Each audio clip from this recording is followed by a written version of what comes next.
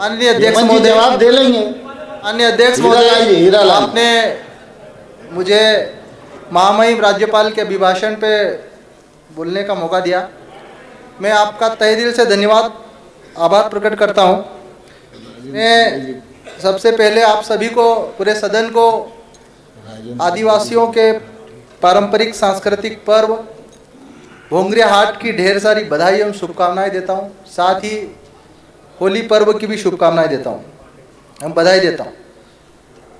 माननीय अध्यक्ष महोदय, राज्यपाल के अभिभाषण में प्रदेश के 2.25 करोड़ आदिवासियों के लिए पेशा एक्ट का जिक्र हुआ। अभिभाषण में युवाओं की बात हुई, विकसित भारत की बात हुई। इसी पे अपनी बात रख रहा हूं। माननीय अध्यक्ष महोदय, मध्य प्रदेश में अधिसूचित क्षेत्रों में पेशा एक्ट जब लागू किया गया और पेशा एक्ट के नियम बनाए गए तो प्रदेश में आदिवासियों को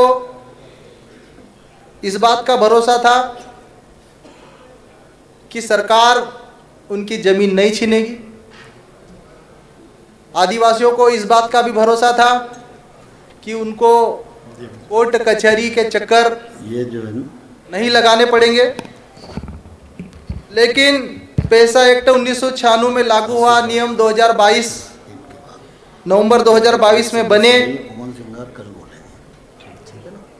उसके बाद भी न तो आदिवासियों की जमीन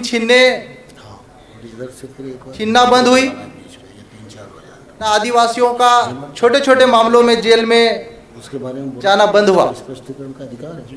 पेशा एक्ट की धारा 4 क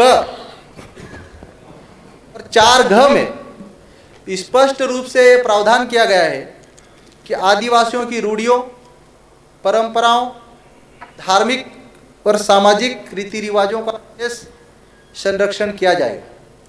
माननीय सभापति महोदय, मध्य प्रदेश में जब पेशा नियम बनाए तो आदिवासियों की रूढ़ियों, परंपराओं और धार्मिक रीति रिवाजों को रूढ़ी जन्य संहिता में विधि का रूप दिए बिना ही पेशा नियम लागू कर दिया। और आज मध्य प्रदेश के जो आदिवासी बहुल्य जिले हैं, धार जिला हो, झाबुआ जिला हो, रतलाम जिला हो, खरगोन बड़वानी हो, सबसे ज़्यादा आदिवासियों के ऊपर मुकदमे दर्ज किए जा रहे हैं। माननीय सभापति महोदय, आपके माध्यम से मैं सदन को और सरकार को अवगत कराना चाहता हूं, आदिवासियों का स्वभाव आक्रामक नहीं होता है। बहुत सीधे साधे, बहुत विनम्र और बहुत ईमानदार होते हैं। माननीय सभापति महोदय, पिछले दिनों रतलाम में एक आदिवासी की एक्सीडेंट में मृत्यु हुई। हमारे धार जिले के मनावर, मेरी विधानसभा क्षेत्र है, वहाँ पे भी अल्ट्राटेक में एक व्यक्ति की दुर्घटना में मृत्यु हुई। आदिवासी युवाओं में, समाज में इस बात का आक्रोश था कि दुर्घटना के कारणों की जांच की जाए और जिन युवाओं की मृत्यु हुई कंपनी के खिलाफ एफआईआर दर्ज होना चाहिए। रतलाम में भी यही मामला था। लेकिन माननीय सभापति महोदय, उन मृतक के परिवार को न्याय मिलने की बजाय, उन न्याय की मांग करने वाले आदिवासियों को न्याय मिलने की बजाय उल्टे उनके ही ऊपर जब आंदोलन किया तो एनएसए की धारा के तहत मुकदमे दर्ज किए गए। पर आज तीन महीने से ज़्यादा हो गए, लेकिन उन युवाओं को जेल से बाहर नहीं आने दिया जा रहा। तो क्या यही न्याय करेगी सरकार आदिवासियों के साथ? क्या इस लोकतंत्र में आदिवासियों, जो न्याय मांगने वाले लोग हैं, उनके ऊपर धाराएं लगाई जाएगी? और एनएसए कानून जो आतंकवादियों के ऊपर लागू होना चाहिए, जो धाराएं, वो हमारे देश के और प्रदेश के आदिवासियों के ऊपर क्यों लागू की जा रही? माननीय सभापति महोदय, मैं आपके माध्यम से एक और महत्वपूर्ण पक्ष रखना चाहता हूं सभापति महोदय, कि आदिवासियों की वैवाहिक पद्धति के जो तरीके हैं वो रूढ़ी प्रथा के तहत, और उस रूढ़ी प्रथा के तहत आदिवासी जो भी मामले हैं, जमीन संबंधित विवाद हो, विवाद संबंधित विवाद हो, गांव में पंचायत बैठती है, पटेल व्यवस्था आज भी राजस्व का दर्जा है, पटेलों को उनके समक्ष फैसला होता है और गांव के फैसले गांव में ही होते हैं और यही पेशा नियम का मूल आधार भी है।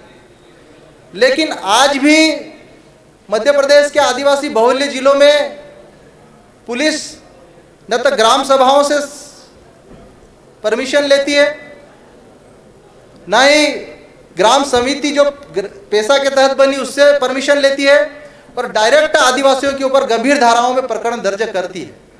तो क्या सभापति महोदय जब कानून बनाया, एक्ट बना, ये एक्ट और कानून सिर्फ दिखावा है?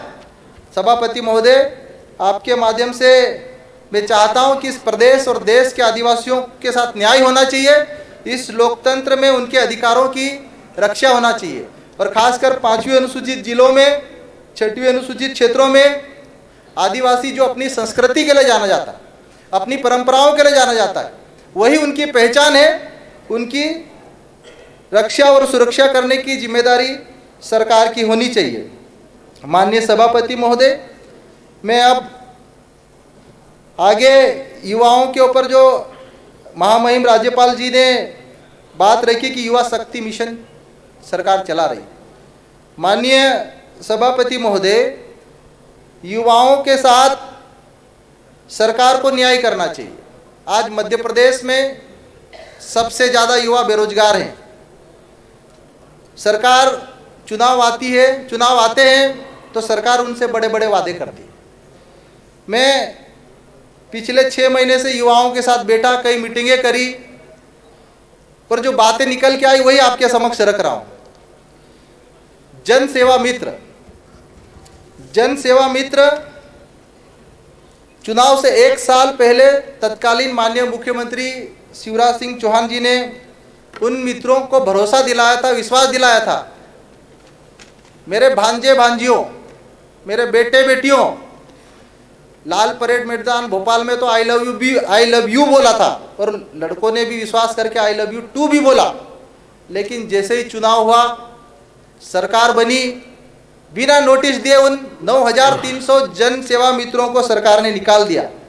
मैं चाहता हूं माननीय सभापति महोदय, आपके माध्यम से सरकार उन बेरोजगार युवाओं के साथ न्याय करे, उनको तत्काल सरकार उनको नियुक्तियां दे और सरकार की योजनाएं जन जन तक पहुंचे, उसके लिए उनको नियुक्त किया जाए।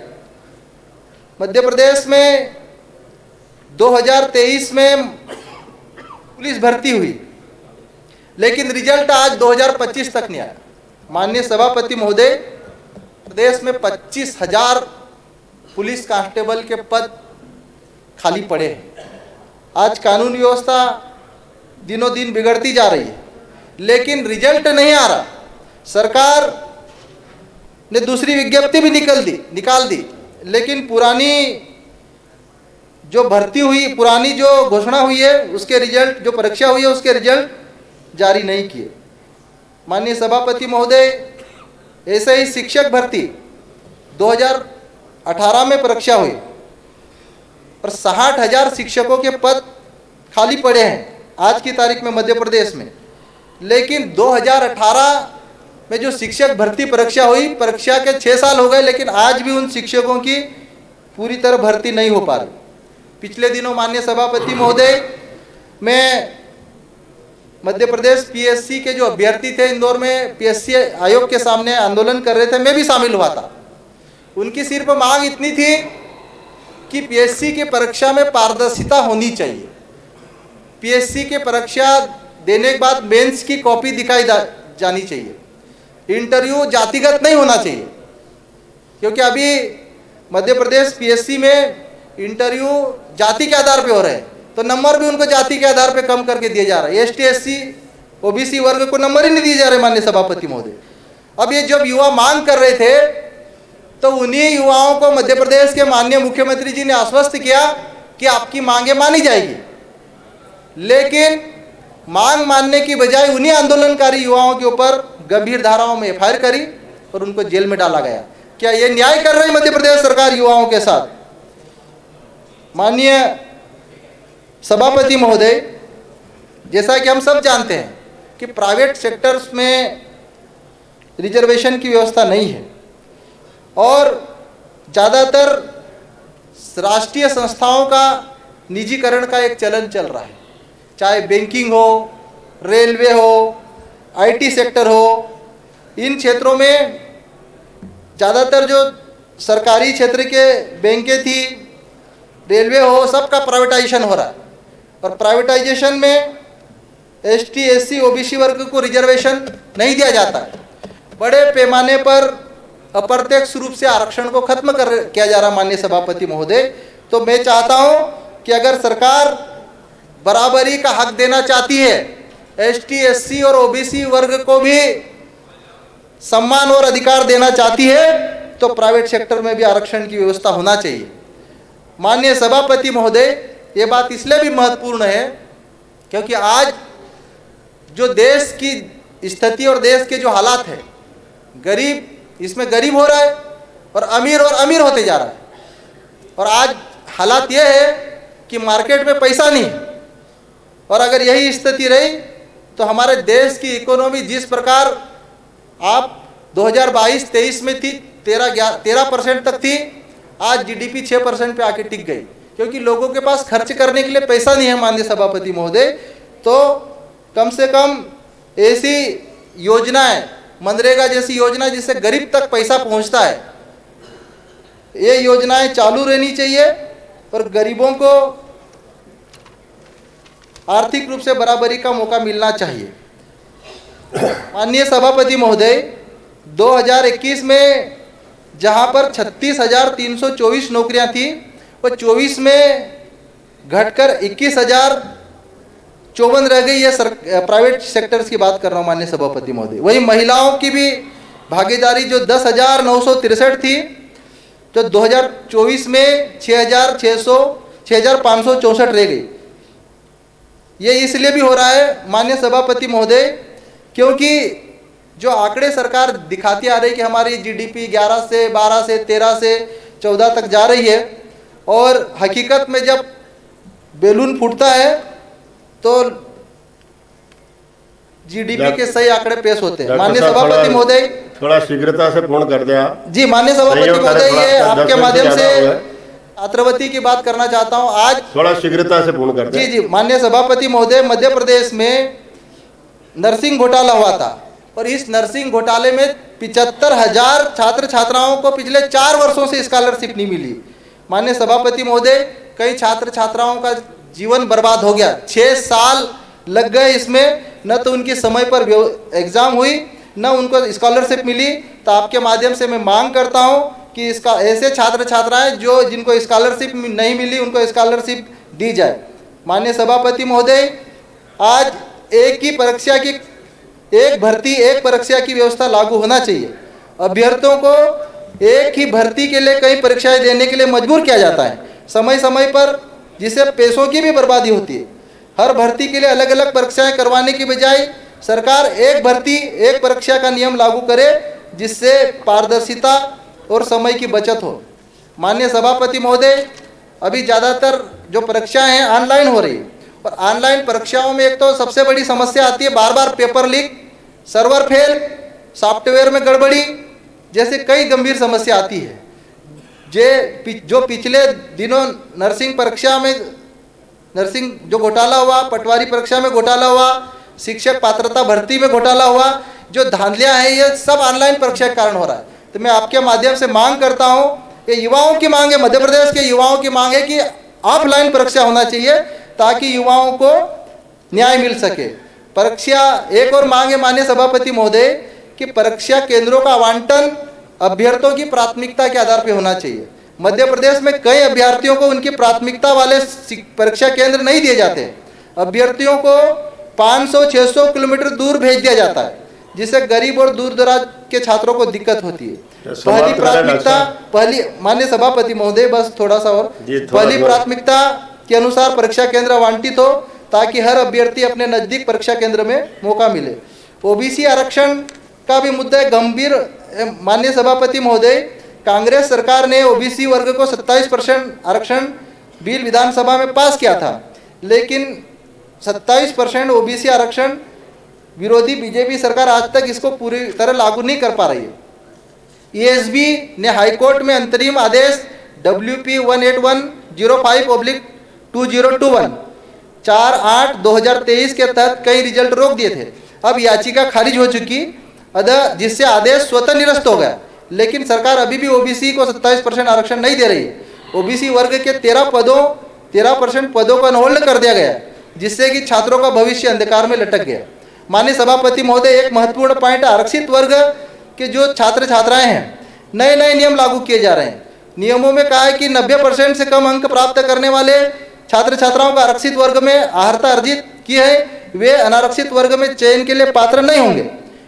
अनारक्षित वर्ग में उन्हीं अभ्यर्थियों पर विचार किया जाएगा जिन्हें पात्रता परीक्षा में 90 या उससे अधिक अंक प्राप्त किए हो, साथ ही चयन परीक्षा में 50% या उससे अधिक अंक अर्जित किए हो। यह नियम आरक्षित वर्ग के अभ्यर्थियों के अवसर को समाप्त कर देगा और पिछड़े वर्ग के लोगों के साथ भेदभाव करेगा। माननीय सभापति महोदय, अभी मैं आपको कुछ महत्वपूर्ण बिंदु मेरे विधानसभा क्षेत्र से संबंधित, हमारे विधानसभा क्षेत्र में किसानों की बहुत महत्वपूर्ण समस्या है कि किसानों को बिजली का लो वोल्टेज मिलता। माननीय सभापति महोदय, 2016-17 तक किसानों के ट्रांसफार्मर के लिए एक योजना चलती थी, मुख्यमंत्री अनुदान योजना, और उस योजना में 60% सरकार सब्सिडी देती थी, 40% किसान पैसा भरता था। माननीय सभापति महोदय, योजना बंद होने के कारण आज बिजली, जब किसान खेत में पानी मोटर चालू करता है, पानी देने जाता है, तो बार बार ट्रांसफार्मर या तो जल जाते हैं या लाइट चली जाती है,